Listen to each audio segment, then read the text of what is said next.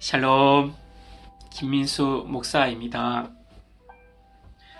주님의 이름으로 축복합니다. 아멘. 오늘 말씀은 고린도전서 1장 18절 말씀입니다. 십자가의 도가 멸망하는 자들에게는 미련한 것이요 구원을 받는 우리에게는 하나님의 능력이라. 아멘. 아주 오래전에 친구라는 영화가 있습니다. 마지막 장면에서 유호성이 두 조직 간의 충돌을 막고 자기 친구 장동건을 구하기 위해서 마지막으로 하와이를 가라고 합니다. 그러니까 장동건이 오히려 유호성에게 네가 가라 하와이, 네가 가라 하와이. 그래서 결국 유호성이 장동건을 청부 살인하게 되어 장동건은 죽고 유호성은 감옥에 가게 되었습니다. 서로 하와이 가지 않아 죽은 것입니다. 서로 살고자 했는데 서로 죽은 거예요. 그렇게 절친한 친구였음에도 불구하고 십자가의 도는 세상 사람에게는 미련하게 보이는 것입니다. 왜 그런가? 세상은 살려고 하지 죽지 않습니다. 승리하려고 하지 패배하려고 꼴찌하려고 하지 않습니다. 그래서 서로 싸우는 거예요. 서로 경쟁하는 거예요. 그래서 마음이 조급해지고 두려워지고 싸우는 것입니다.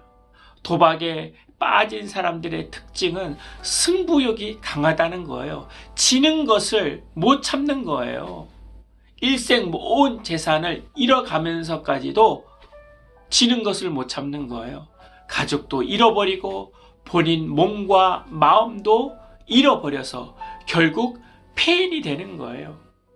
최근에 일어난 자동차 시위도 조금 앞서가는 걸, 끼어드는 것을 참지 못해서 폭행하고 보복 운전하고 결국 그렇게 때려서 본인이 지게 되는 건데 그 십자가라 모르는 거예요.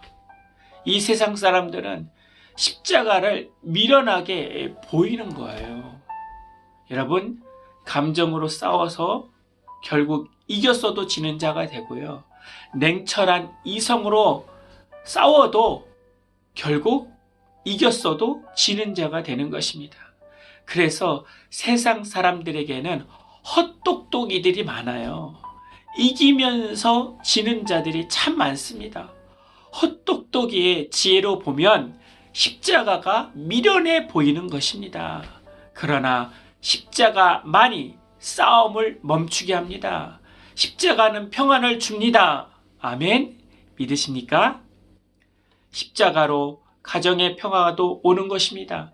성경에서 말하는 아버지의 십자가, 어머니의 십자가, 자녀들의 십자가, 나의 십자가가 있습니다. 서로 십자가를 자신이 내가 지려고 할 때 평화가 있는 것입니다. 그러나 네가 하와이 가라, 네가 십자가 져라 하면 싸우는 거예요. 남의 십자가는 말하지 마세요. 자신의 십자가 지면 내게서 하나님의 능력이 나옵니다. 아멘. 십자가가 없는 목사로 인해 육적인 목회가 나오는 것입니다. 십자가 없는 장로님, 권사님, 십자가 없는 집사님으로 인해 사람 냄새가 나오고 서로 싸우는 거예요. 십자가는 나와 하나님을 연결시켜 줍니다. 그래서 그 속에서 하나님의 능력이 나오는 거예요. 예전에 불교계가 극한 대립으로 싸우고 난리 날 때가 있었습니다.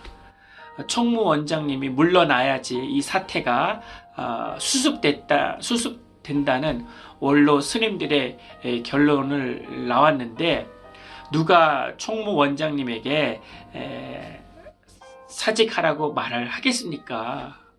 어느 스님도 말을 못하고 있는 그때에 중견 스님이 나와서 이렇게 말을 했습니다. 제가 십자가 지고 총무원장님에게 말하겠습니다. 여러분, 그 십자가로 스님들도 평화를 이루었다는 짬뽕 같은 이야기를 들었습니다. 여러분, 스님들도 십자가를 알고 있더라고요. 여러분, 십자가가 있는 나, 십자가가 있는 오늘, 십자가가 있는 만남에 하나님의 능력이 나타납니다. 나의 힘과 능력으로는 이기려고만 하지. 여러분, 말싸움에서 이겨서 뭐예요? 이제는 나의 십자가와 매일매일 만나 대화하고 그 십자가를 껴안고 살아가서 주님이 주시는 평화가 넘쳐나기를 기도드립니다. 주님, 십자가가 없는 목사로 살아왔음을 고백합니다. 회개합니다. 용서하여 주시옵소서. 십자가가 있는 성도로 살아가게 하여 주시옵소서. 나의 인간 냄새를 풍기는 것이 아니라 하나님의 능력을 나타내는 성도가 되게 하여 주시옵소서. 주 예수 그리스도 이름으로 기도하옵나이다. 아멘. 이제는 우리 주 예수 그리스도의 은혜와 만극하신 하나님의 사랑과 성령님의 내주교통 충만케 하심이 이제부터 영원토록 함께할지어다. 아멘.